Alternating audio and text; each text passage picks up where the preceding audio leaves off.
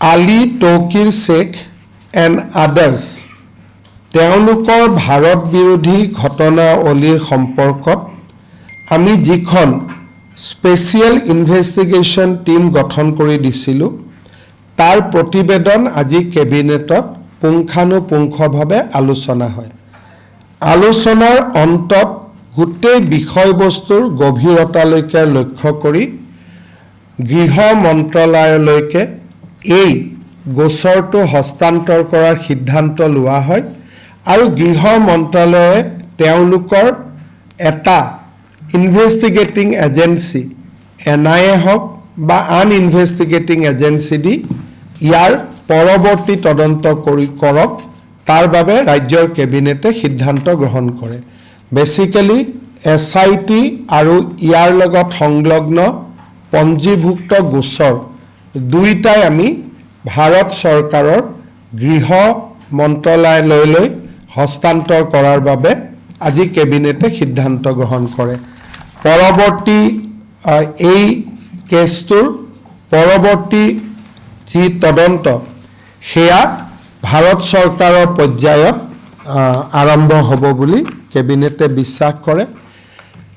কেবিনেটে যিখিনি তথ্য গোপনীয় নহয় কেবিনেটে সেই তথ্যখিনিক লৈ অহাকালি এখন সাংবাদিক মেল অনুষ্ঠিত কৰি সংবাদ মাধ্যমক এই গোটেই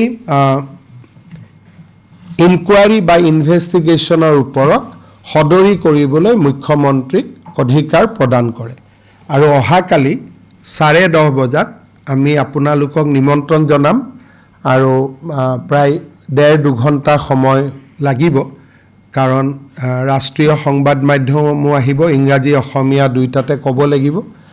10:30 বজাত আপোনালোক আমি নিমন্ত্ৰণ কৰিছোঁ। অহাকালি এই বিষয়ে আমি আপোনালোকৰ লগত কথা পাতিম। খালি আজি কেবিনেটৰ যিটো সিদ্ধান্ত যে case has been transferred to ministry of home affairs for further inquiry and investigation. Assam government had constituted one SIT to inquire alleged anti-India conspiracy of Ali Tokir Sheikh in connivance of a British citizen, Elizabeth Colburn Gogoi. The case has been investigated and sensitive information material has been obtained from various sources by the special investigation team. However, the SIT has given a clear report that beyond a point, it may not be possible for SIT to continue with the investigation because it's required help from Interpol. It requires many sensitive information from Government of India as well as from Parliament. As such, it has been decided that case will be entrusted to a central government agency which will be selected by Ministry of Home Affairs, and accordingly once the agency is selected, Government of Assam will transfer the case to that agency at the advice of MHA, Ministry of Home Affairs. Tomorrow at 10:30 I will give you some further briefing on the present status of the case as well as the results of the investigation so far. So state government has not basically requested any specific agency for the investigation? We cannot, because we do not know that when foreign government is involved, who investigate. So that agency has to be selected by Ministry of Home Affairs. So that they will do, and they will advise us to which agency we need to transfer, and we will transfer accordingly. But basically cabinet say they go by the advice of MHA.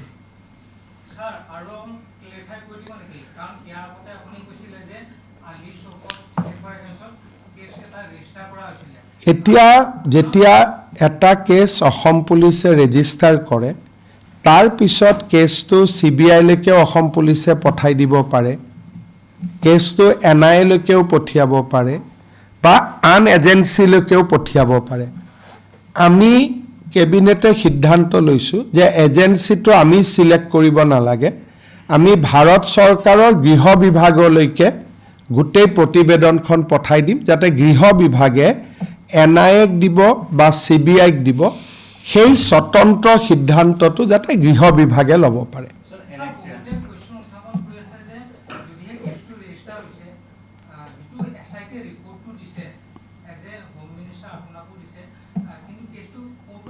কোৰ্টত যাব যেতিয়া charge sheet হ'ব আৰু charge sheet হোৱাৰ আগতে যেনেকৈ আপোনালোকে জানে সুমি বৰাৰ কেছটো আমি CBIক দিছোঁ আমিতো চাৰ্জশ্বিট কোৰ্টত দিয়া নাই কেছ এটা ৰেজিষ্টাৰ কৰিলে তাৰ সামৰণি দুই ধৰণে হয় এটা চাৰ্জশ্বিটত হয় নতুবা ভাৰত চৰকাৰৰ তদন্ত পুলিচলৈকে হস্তান্তৰ কৰি হয় গতিকে যিকোনো কেছ এটা ৰেজিষ্টাৰ হ'লে আদালতত যোৱাৰ প্ৰয়োজন নাথাকে যদি ৰাজ্য চৰকাৰে ভাবে যে এই কেছটো আমি ভাৰত চৰকাৰৰ তদন্তকাৰী সংস্থালৈ ট্ৰান্সফাৰ কৰিম যেনেকৈ আপোনালোকে দাবী কৰে CBIক পঠাই দিয়ক তেনেকৈ আমি যিকোনো কেছ আদালতৰ পৰিৱৰ্তে আমি চেণ্ট্ৰেল এজেন্সিলৈকে পঠিয়াব পাৰোঁ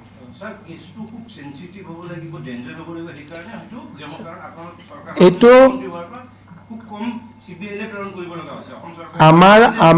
আমাৰ দৃষ্টিত আৰু আজি কেবিনেটৰ সদস্য সকলোৰে দৃষ্টিত সকলোৱে প্ৰায় 1.5 ঘণ্টা জুৰি কেছটোৰ প্ৰেজেণ্টেশ্যন লৈছে আৰু প্ৰতিজন কেবিনেট মন্ত্ৰীয়ে এইটো বিশ্বাস কৰে যে এইটো অত্যন্ত important case involving security of India কোনো ব্যক্তিগত মানুহৰ কথা নহয় কিন্তু ইয়াত 3জন প্লেয়াৰ আছে এজন আলী তৌকিৰ শেখ এজন সংসদ আৰু এজন তেওঁৰ পত্নী এই গোটেই গোচৰটো আমি ভাৰত চৰকাৰলৈকে ট্ৰান্সফাৰ কৰিব লাগে যাতে আমি উলিয়াব নোৱাৰা কথাখিনিও তেওঁলোকে উলিয়াব পাৰে যেনেকৈ মই আপোনালোকক কৈছোঁ যে 2012 আৰু 16 চনৰ টেলিফোনিক বা ইলেক্ট্ৰনিক এভিডেন্স অসম চৰকাৰে কালেক্ট কৰিব নোৱাৰে অকল ভাৰত চৰকাৰে পাৰে গতিকে সেই সময়ৰ ইলেক্ট্ৰনিক এভিডেন্স যদি আমাক লাগে কেইবাৰ পাকিস্তানৰ লগত কথা পাতিছিল অহা যোৱাটোৰ প্ৰমাণ আমাৰ হাতত আছে কিন্তু কথা কেইবাৰ পাতে সদায় পাতে 3 দিনত পাতে ই অকল ভাৰত চৰকাৰে উদ্ধাৰ কৰিব পাৰিব আৰু সেই কাৰণে কেছটো আমি চেণ্ট্ৰেল গভৰ্ণমেণ্টলৈকে হস্তান্তৰ কৰিছোঁ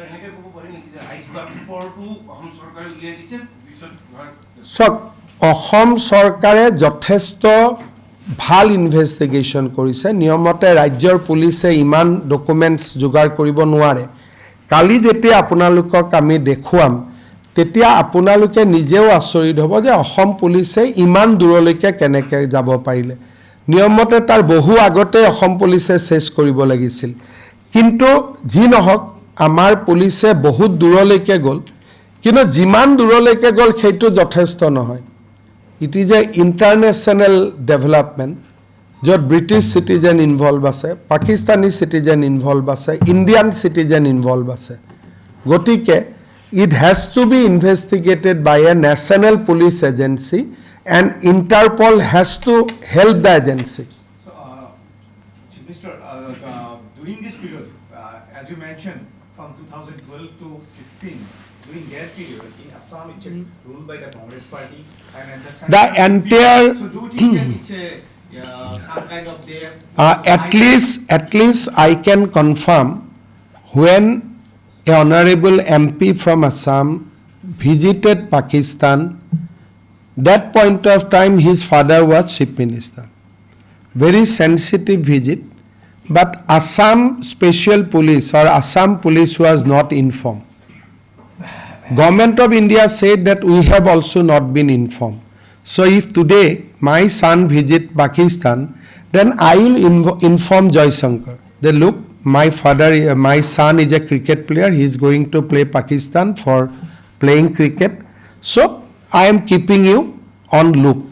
So that is the normal channel how things go. If my wife goes to any state or any places outside Assam, Assam Special Branch inform the other state or embassy if they go outside. These are not written but these are the protocol and procedures once follow. But we asked special branch of Assam Police whether you were aware. They said we were not aware. That point of time, the MP was residing in the residence of Chief Minister.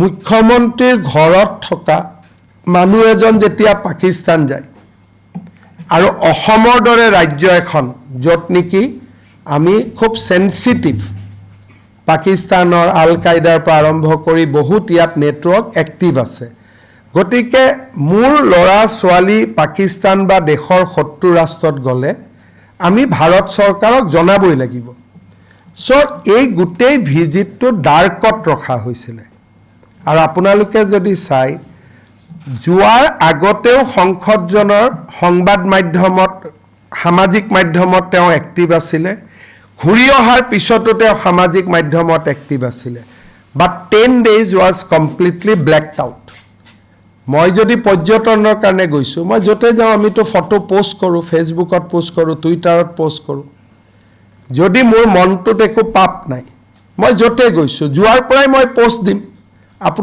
আপুনি থাইল্যান্ডত গৈছিলে বহুত post দিয়া নাই জানো তেতিয়া ভাল so জুনে যত জেনেকে গৈছিলে তো তেনেকে মই যদি আজি ডেভোছত গৈছো মই ফটো দিয়া নাই জানো তো মানুহে সোশ্যাল মিডিয়াক ব্যৱহাৰ কৰে কিন্তু that day 10 days was digital silence গতিকে কালি যেতিয়া আপোনালোকক আমি প্ৰেজেন্টেশন দিম তেতিয়া আপোনালোকে বহুতখিনি কথা অনুভৱ কৰিব আৰু 1.5 ঘণ্টাৰ পৰা 2 ঘণ্টা সময় আমাক লাগিব যেহেতু ইংৰাজী অসমীয়া দুইটা মাধ্যমতে আমি ব্ৰিফ কৰিম Is the office of the Chief Minister got compromised by any chance? I cannot blame the person who is not in world today. So I think those things you should not try to drag from me. I can comment on the living person. I cannot comment on the person who is not with us today. Is there any sir angle of religious conversion, sir? Yes, those are also there.